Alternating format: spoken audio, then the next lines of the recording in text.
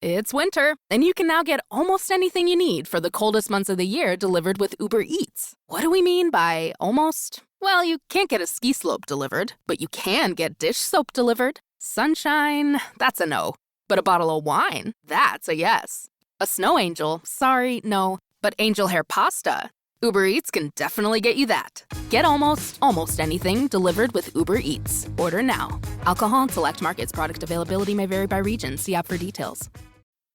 This episode is brought to you by Abercrombie. There's nothing better than the perfect jean and going out top combo, or an outfit that perfectly matches your plans. Abercrombie's relaxed jean goes with every occasion. Date nights with something lace, or daytime with a cozy sweater. And their barrel jean will surprise you. It's the trend that will become a staple in your wardrobe. Abercrombie denim comes in tons of rises, fits, and washes. Find your perfect pair online or in store. Don't you love it when things are both easier and more affordable? Like when the rain washes your car for you. Or like when you save up to 10% by bundling your renters and auto insurance with USAA. Bundle with USAA and start saving. Get a quote today. Looking for A.J. Brown. He's got it. Touchdown. It's February 12th, 2023. More than 113 million Americans are glued to their screens for the nation's biggest television event, the Super Bowl. The Philadelphia Eagles face the Kansas City Chiefs. With just over 5 minutes left on the clock, the Eagles have just scored a touchdown, tying the game at 35 all. KC's star quarterback, Patrick Mahomes, has 5 minutes to take the lead. And you might already know how this ends. Mahomes delivers under pressure. He drives his team downfield, including a 26-yard scramble up the middle on a sprained ankle that sets up his kicker for the game-winning field goal. With just 8 seconds remaining, the Chiefs reclaim the lead 38-35. The Eagles have one final Hail Mary, but it's no good. And the Kansas City Chiefs have won Super Bowl 57. With that win in 2023, Kansas City wins the team's third championship in 5 years. And they're well on their way to becoming the latest dynasty in the NFL.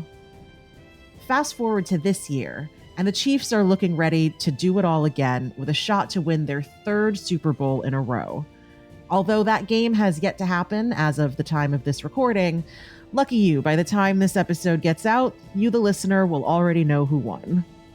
But regardless of whether the Chiefs or the Eagles ultimately triumph, it's becoming clear that fans are growing tired of seeing Kansas City back in the NFL's biggest game every year.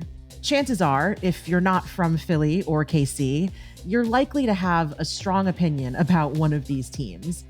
Philly fans have long had a reputation, shall we say, and this year especially, the average fan seems to be, frankly, sick of Kansas City.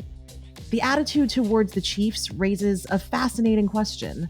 How does a team go from admiration and praise to winning too much? When does a team's winning make them the villain?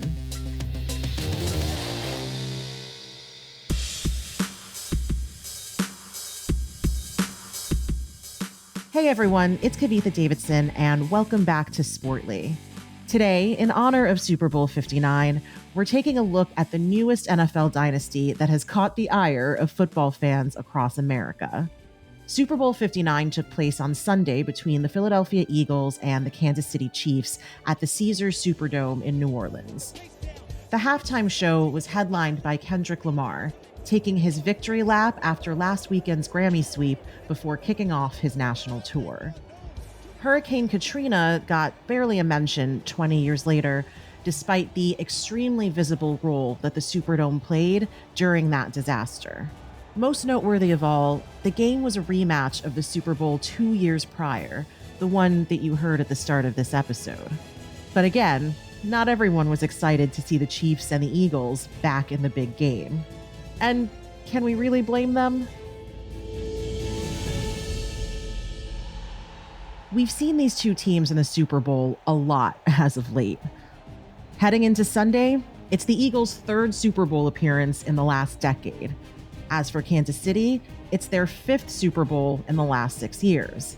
and they've already won 3 of them, including the last 2. They're looking to three-peat, win 3 championships in a row, which has never been done in the Super Bowl era. Naturally, many fans are tired of watching the same teams compete for the top prize year after year. But it's worth questioning whether this moment is a regression of NFL parity or simply how it's always been. Whether it's Kansas City or New England or, let's say, historically Green Bay, every so often, one team does seem to emerge and dominate the league. That might come as a surprise to those of us who've been taught that the NFL is a bastion of parity, the only major league where truly anything can happen in any given week. But does that reputation really hold up to scrutiny when you dig into the data? Why do these dynasties emerge? And how does a team like Kansas City go from the unassuming underdog to the team that every fan loves to hate? In today's episode, we'll tackle these questions and more as we trace a history of dynasties in America's favorite sports league. Still getting around to that fix on your car? You got this. On eBay, you'll find millions of parts guaranteed to fit. Doesn't matter if it's a major engine repair or your first time swapping your windshield wipers. eBay has that part you need, ready to click perfectly into place for changes big and small. Loud or quiet, find all the parts you need at prices you'll love. Guaranteed to fit every time. But you already know that. eBay. Things, people, love. Eligible items only. Exclusions apply. Shopping is hard, right? But there's a better way. Stitch Fix online personal styling makes it easy. I just give my stylist my size, style, and budget preferences. I order boxes when I want and how I want. No subscription required. And she sends just for me pieces, plus outfit recommendations and styling tips. I keep what I love and send back the rest. It's so easy. Personal styling for everyone. Get started today at stitchfix.com/Spotify. That's stitchfix.com/Spotify. There's one very important word when we talk about who succeeds and who doesn't in sports leagues: parity. Parity refers to the competitive balance among teams, an ideal ensuring that no single franchise consistently dominates the competition. In general, a high level of parity is preferred by both fans and commissioners. It means that the worst teams in the league can still be competitive, regardless of the team's wealth or market size. And the very best can suffer upsets, making for exciting matchups and a new slate of strong competitors each year. It keeps things fresh, and it appeals to our sense of fairness. Perhaps more than any other major American sports league, the NFL is praised for its commitment to parity. It's the one league where dynasties should be the least likely to emerge. The aura of supposed NFL parity is the envy of other leagues. NBA Commissioner Adam Silver is constantly addressing questions about his league's commitment to parity. You said it's not necessarily artificial parity where we keep moving the chips around and say, we want to go into every season and make sure every team has an equal chance. It is, parity of opportunity in that you want each team to be in a position where, if well managed, they're in a position to compete. Now, there's things How do they do it? Well, if you ask the NFL, they promote parity in a couple of ways. First, there's the NFL draft. Teams are assigned a draft position based on how well they performed in the previous season. Franchises that struggle are awarded higher draft picks, meaning they get first dibs on the very best players. While the draft plays a big role in leveling the playing field in American football, there's one even more important factor, and that's money. For one, all NFL teams split the revenue the league makes through television and merchandising. That's called revenue sharing. About 65% of league revenue is shared equally among the 32 franchises. And then there's the NFL's famous hard salary cap, touted as the most important tool used by the league to ensure competitive balance. The salary cap refers to the maximum amount a team can spend on its players' salaries. The salary cap is a big number, usually big in the hundreds of millions, that describes how much teams can actually spend on players in a given year. So usually you can rely on stadium income and the TV deals. It's a very complicated formula. So how does this all work to help maintain competitive balance? Well, the cap makes sure that every NFL team has virtually the same amount of resources to spend on its roster. That means that the richest teams can't just outbid franchises with fewer financial resources to attract the league's best players. Essentially, these tools ensure that wealthier or bigger market teams don't dominate the NFL. And in some ways, it works pretty well. The richest franchises in the NFL, by and large, don't have the most successful teams. Take the Dallas Cowboys, easily the wealthiest team in the league, worth more than $10 billion. They famously haven't appeared in a Super Bowl in nearly 30 years. But just because the richest teams aren't dominating doesn't mean that the NFL is a bastion of parity. In fact, when you really dig into it, it turns out that the NFL isn't the most balanced major sports league after all. The NFL has a parity problem. 11 teams have a 10% chance or worse at the halfway point of the season of making the playoffs. That means their season is done, over. Go book their vacation like Prisco talks about. That's a problem. This league, it not only tries to create parity, it forces parity. That was Brady Quinn, former NFL quarterback and now a Fox Sports host. He points out that the competitors in the 2024 playoffs were already more or less decided halfway through the season. That suggests that the league's mechanisms to force parity are somewhat failing. And the evidence is more than just anecdotal or limited to the one season. According to a 2016 review from the Harvard Sports Analysis Collective, the NFL actually has the second least parity of the 4 major North American men's leagues. The NHL and MLB have the most, while the NBA has the least.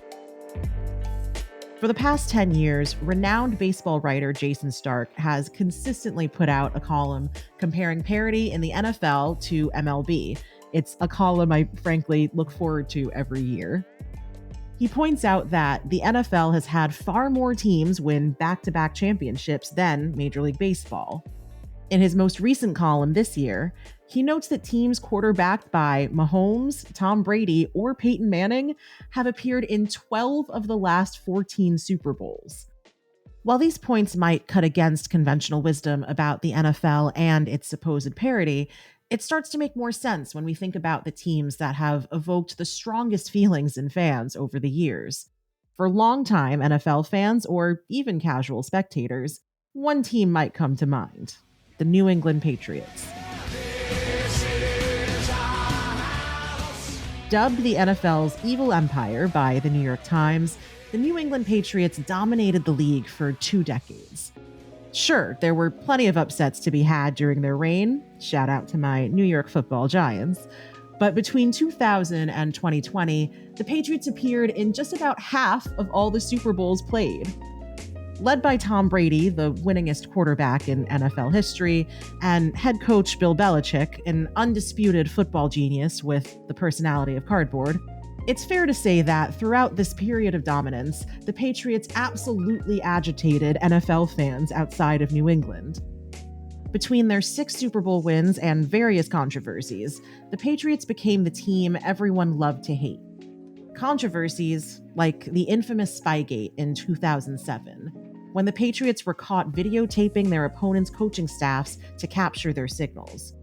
After an investigation, the NFL slapped Belichick with the largest fine ever levied against a coach, $500,000. The team also received a $250,000 fine and lost its first-round draft pick in 2008. This situation alone caused fans to sour on the Patriots, so you can only imagine the response when New England found themselves embroiled in yet another scandal in 2015. And this time, Brady himself was right in the middle of it. It's the latest NFL scandal, and it's dominating the airwaves. Deflategate. Deflategate. Deflategate. From the morning shows to talk radio, instead of talking about the Super Bowl, all eyes are on the ball. This ball. And the claim that the Patriots used underinflated footballs last weekend to help them win a crucial game. We're going to begin with that breaking news. Deflategate saw the Patriots in the midst of their dynasty, accused of deflating footballs in the 2014 AFC Championship game to gain the upper hand against their opponents, the Indianapolis Colts. The scandal caught fire, with the Patriots becoming just the utter villains of the NFL. After a year-long, $22 million investigation, the Patriots were ultimately penalized. In addition to Brady's suspension, the Patriots were fined $1 million and forced to forfeit 2 picks in the 2016 draft. The whole saga gave NFL fans just one more reason to root against New England. Now, 10 years later, Deflategate seems to have been, at best, kind of overblown, pardon the pun. Physicists have noted that air pressure is variable, and whatever competitive advantage he might have received from the softer footballs seems pretty negligible, since Tom Brady went on to win 3 more Super Bowls with the Patriots and a 4th with the Tampa Bay Buccaneers. But the media frenzy surrounding Deflategate and the sheer glee that fans took from yet another scandal in New England shows just how much resentment there was for the Patriots dynasty. It wasn't just that people were sick of watching the same team perennially outperform its competition. Now, fans could claim a moral high ground as well. They didn't want to see cheaters win. I understood hating the Patriots. That was easy for me to get. It was 2 decades. It was so long. And there was Spygate. And there was Deflategate. Like, there was legitimate, wait a minute. They're filming the other team? That's not allowed. Like, they lost draft picks and were fined and there were investigations. And if you already hate the Chiefs, Patrick Mahomes is 29 years old. Like, you guys are going to have to deal with that hate for another decade plus. It was certainly easy to root against the Patriots. But fast forward to today, and the Chiefs find themselves a similar target of fans' ire. KC doesn't have any cheating scandals to point to, so why the hate? As it turns out, football fans just don't like to see a dynasty take up too much space in a league where supposedly anyone can win. And how do we know? Well, as we reviewed earlier, with the Chiefs' 5th Super Bowl appearance on Sunday, fans are frankly getting tired of seeing them succeed. But it wasn't always this way. Looking into the come-up of Kansas City offers a window into how football fans interact with dynasties and can change on a dime. What begins with awe and admiration at a team's dominance can quickly turn to resentment and fatigue. So let's go back to the very beginning of the Chiefs dynasty. Since you're new to H&R Block, we'll look at your returns from the last 3 years for any money your last guy might have missed, for free. I could get money back from last year? You could. We'll find any mistakes. Could have really used that 2 years ago when I dated that mistake for 5 months. Don't leave money on the table. Switch to H&R Block and get a free second look review. Second look is included at no additional cost with the purchase of tax preparation. Results vary. All tax situations are different. Fees apply if you have us file an amended return. Build a routine with Ollie that supports your wellness needs, like getting your daily vitamins and minerals with Ollie's multi-gummies, or keeping your mood upbeat with all the vitamin D in Hello Happy. Give your gut health some support with probiotics, and wake up feeling refreshed after taking Ollie Sleep. Do wellness on your terms. Find Ollie at a Walmart or Target near you or at ollie.com. These statements have not been evaluated by the Food and Drug Administration. This product is not intended to diagnose, treat, cure, or prevent any disease. It's February 2020. The Chiefs are in their first Super Bowl in 50 years, fresh off their AFC Championship win against the Tennessee Titans. Their opponent in the Super Bowl, the San Francisco 49ers, who, in those same 50 years, has appeared in 6 Super Bowls of their own. Poll after poll from organizations like the Remington Research Group suggest that Americans are rooting for Kansas City to win it all. They're slight favorites, according to Vegas, but they're certainly cultural underdogs, a small market team that hasn't won a title in half a century. Defying history, the Chiefs pull off a thrilling comeback. Down by 10, Kansas City goes on an astounding 21-point run in the fourth quarter, winning Super Bowl 54 by a final score of 31-20. And they have done it. Chiefs are are Super Bowl champions here in Miami as they win it here in Super Bowl 54. It's a breath of fresh air for football fans across the United States.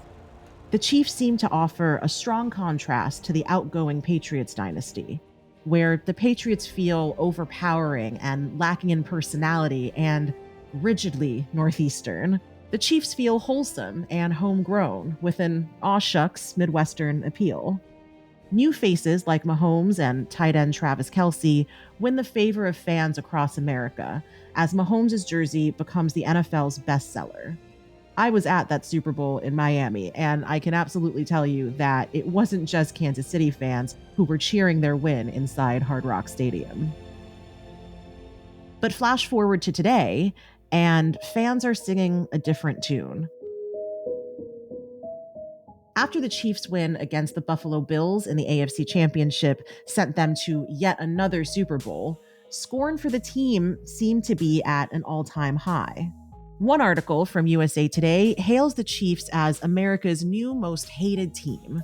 Another, from The Athletic's Mike Jones, marvels at the speed at which the Chiefs, quote, morph from fresh-faced underdogs into reviled power players whose prospect of continued success provokes feelings of nausea.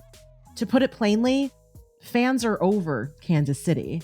And it doesn't help that some fans have a growing sentiment that the referees are favoring the Chiefs with their calls, an accusation that NFL Commissioner Roger Goodell called absurd last week. Now, to be sure, there are some off-field reasons fans might want to root against the Chiefs.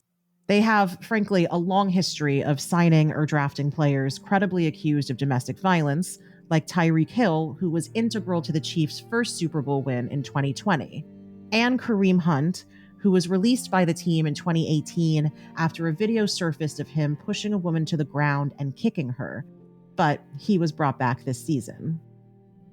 Many Native American activists and allies take issue with the Chiefs' use of indigenous iconography, as well as the tomahawk chop and chant that fans engage in. And fans on one side of the political aisle take issue with Patrick Mahomes' wife and mother both endorsing Donald Trump, and fans on the other side of the political aisle take issue with Taylor Swift. But whatever reasons we might list off for why the rest of the league roots against dynasties like the Chiefs, sometimes the reality is just much simpler. As The Athletic's Mike Jones writes, quote, "If it's not our team, we tire quickly of dominance."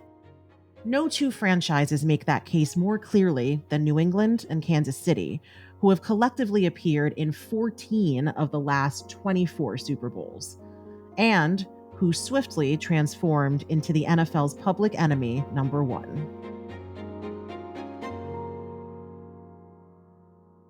There's certainly a number of psychological factors that go into fans' hatred for dynasties, whether it's an aversion to cultural hegemony, a desire to root for David against Goliath, or simply a dislike for the face of the franchise. In any event, it doesn't appear that dynasties are going anywhere anytime soon. As we reviewed earlier, the NFL has been pretty successful in ensuring that the teams with the most resources aren't necessarily the most successful. Tools like revenue sharing, the hard salary cap, and the draft create a relatively even playing field regardless of a team's wealth. But that doesn't mean that there aren't other ways for teams to consistently rise above their competitors. And that might be through good management, smart coaching hires, and savvy draft day strategy. But that's okay, because why shouldn't teams be able to elevate above their competitions through good decision making? Isn't that truly meritocracy? The real problem lies with the story that the NFL likes to tout about American football, that parity reigns supreme in the league. But the truth is, the Chiefs are far from the NFL's first dynasty, and they certainly won't be the last. So, to America's many football lovers, maybe it's just time to adjust our expectations. The NFL will likely never live up to its ideal of unfettered parity, but that certainly hasn't stopped fans from loving the game. Just look at the ratings.